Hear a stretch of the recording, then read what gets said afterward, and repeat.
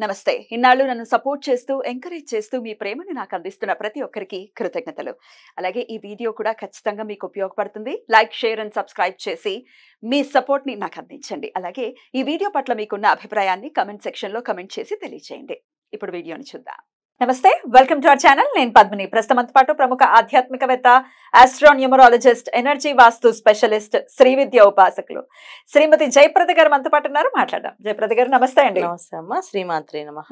క్షేత్రదర్శిని ఈ ప్రత్యేక కార్యక్రమం ద్వారా ఈ గ్రహాలు మనకి జన్మజాతకంలో ఎక్కడెక్కడ ఉన్నాయి, ఒకవేళ యోగించినటువంటి పరిస్థితుల్లో ఎట్లా వాటి నుంచి మంచి ఫలితాలను పొందాలి అనేది చాలా సవివరంగా తెలియజేస్తున్నందుకు ముందుగా కృతజ్ఞతలు తెలియజేస్తూ, కేతుగ్రహం ఫైనల్ గా అన్ని గ్రహాల గురించి మాట్లాడేసుకున్నాము. కేతుగ్రహం మోక్షకారకుడు అని చెప్తారు.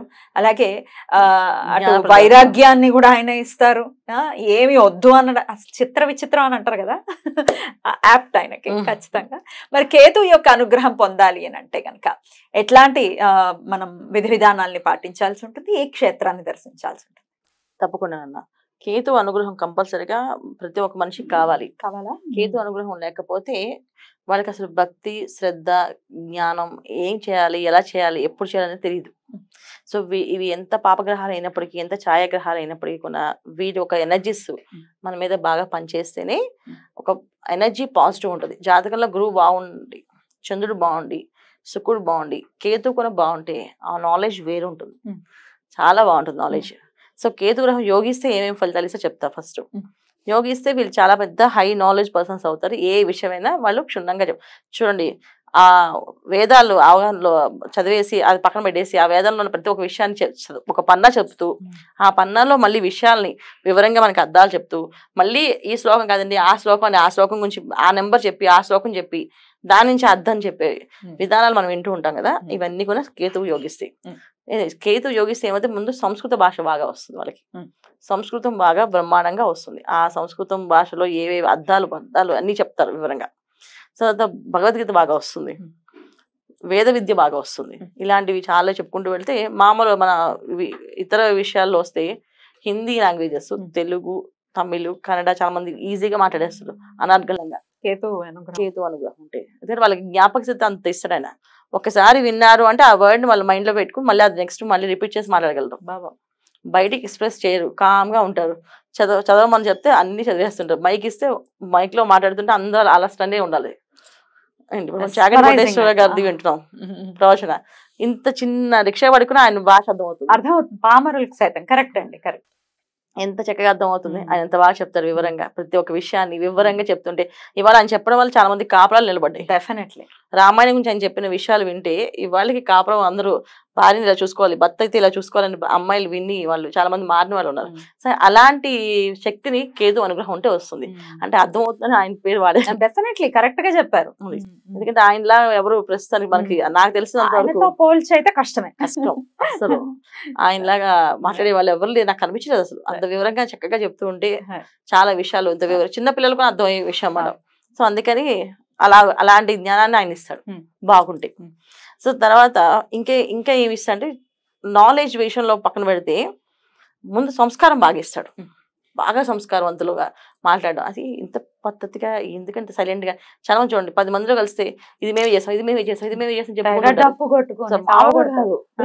వీళ్ళు అసలు మేము అసలు ఏమీ చేయలేదండి, మాది ఏమీ లేదు, పైవాడు ఇచ్చేది మాట మాత్రమే మాట్లాడాం. సచ్ బ్యూటిఫుల్ క్వాలిటీ అండి ఇది మాత్రం. చాలా కదా, బ్రహ్మాండమైన క్వాలిటీ. అంటే అసలు వాళ్ళు ఎంత చేసినా సరే, కొంతమంది గుప్త సహాయాలు చేస్తుంటారు, ఆ సాయం కొంచెం చెప్పరు. అది ఒక మాట మీరు చెప్పండి, అవుతండి మనకి ఎవరండి, మనం ఎవరండి, ఆ డబ్బు మందా ఏంటి, దేవుడు నాకు ఇచ్చాడు, నేను మీకు అక్కడ ఇచ్చాను అంతే, ఇది నాకు సంబంధం లేదు, మీరు నన్ను పిలవకూడదు అని చెప్పేస్తారు.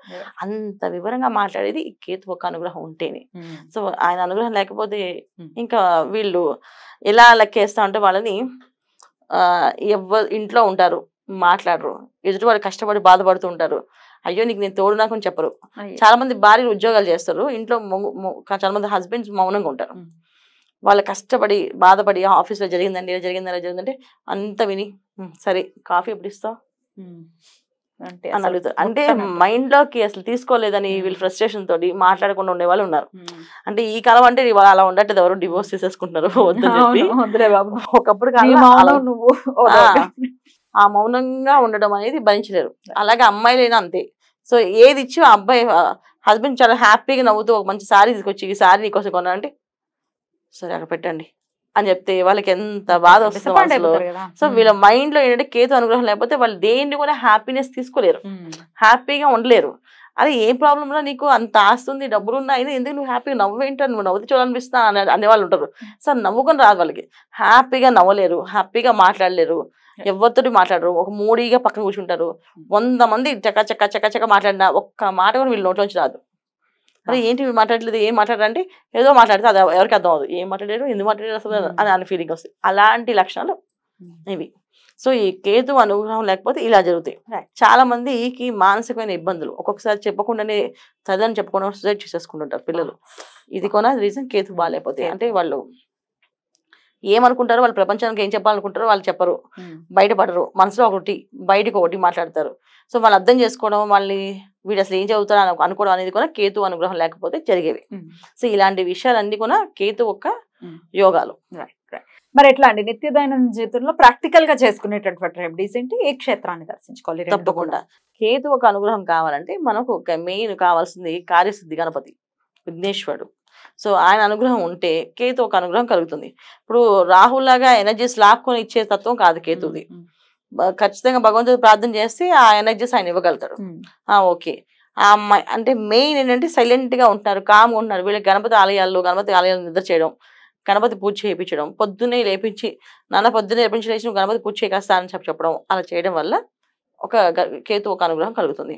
సో బాగా చెప్పాలి అంటే ఆయన వెళ్ళి గణపతి ఆయన వెళ్ళి ఈస్ట్ గోదావరి దగ్గర.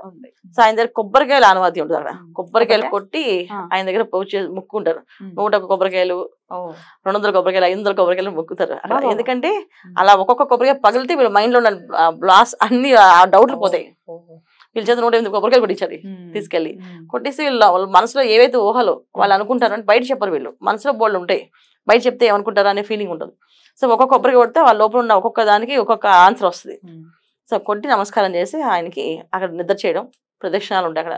అక్కడ కొన్ని గుడికి ఆనవాయితీ, కొన్ని హోమం పూజ అన్ని ఉంటాయి, అవన్నీ చేయాలి. లేకపోతే కాణిపాకం గణపతి వరసిద్ధి వినాయకుడు. సో ఆయన దగ్గర దర్శనం చేసుకుని ఆయన కూడా అంతే కొబ్బరికాయలు కొట్టి ఉంది ఆయన దగ్గర. చక్కగా కొబ్బరికాయలు కొడతారు అందరూ, అది కొంచెం చేయొచ్చు. తర్వాత రెగ్యులర్ గా మన గణపతి ఆలయాలకు వెళ్ళి గణపతి దగ్గర వెళ్ళి కొబ్బరికాయ కొట్టి, వీళ్ళ చేత ఎప్పుడు కొన్నా కొబ్బరికాయ పట్టుకొని ప్రదక్షిణ చేపించి కొబ్బరికాయ కొట్టించాలి నాన్న. అప్పుడే వాళ్ళ మనసులో ఉన్న డౌట్ ఆ కొబ్బరి చిప్పతో పాటు బయటకు వచ్చేస్తుంది, దానికి ఒక ఆన్సర్ దొరుకుతుంది వాళ్ళకి. అప్పుడు వాళ్ళు బయటపడతారు.